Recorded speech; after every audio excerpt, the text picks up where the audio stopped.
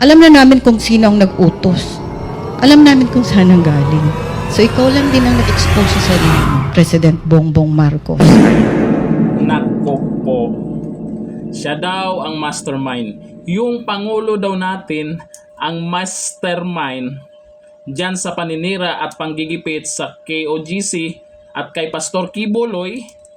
Nako, ang sabi yan, ay si Pangulong Bongbong Marcos na mismo ang nag-expose sa sarili niya nung nakaraan, yung nagsasalita dyan si PBBM at naghahamon kay Pastor Kibuloy na lumutang na, magpakita na.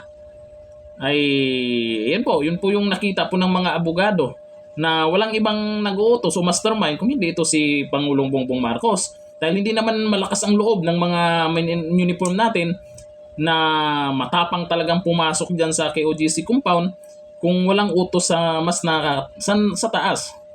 Kaya sino ba namang mag-uutos, di ba? Kasi kung hindi utos ni Pangulong Bongbong Marcos yun, ay siguro meron siyang makikitang mali, ay magsalita siya, ay tahimik doon sa mga nangyari.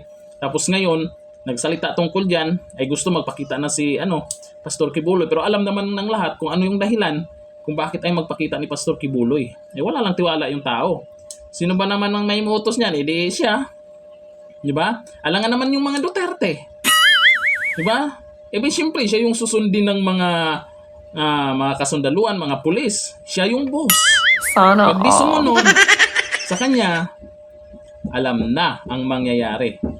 Baka pwede pang mawalan ng trabaho or baka kung ano yung negatibong mangyari sa kanila. Kaya sumunod ka na lang sa trabaho mo.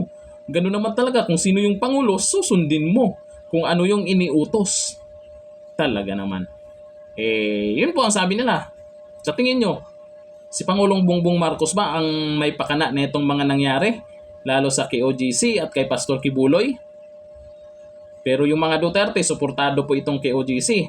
Nako, talagang Marcos versus Duterte nang lumalabas dito. Ito ba ang dahilan?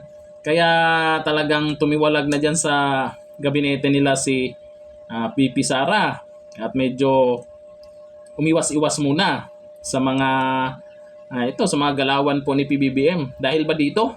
Dahil nabisto na siya pala yung mastermind? Nako, Sana all. mukhang di maganda to sige. Tingnan natin kung kayang huliin po nila si Pastor Kibuloy.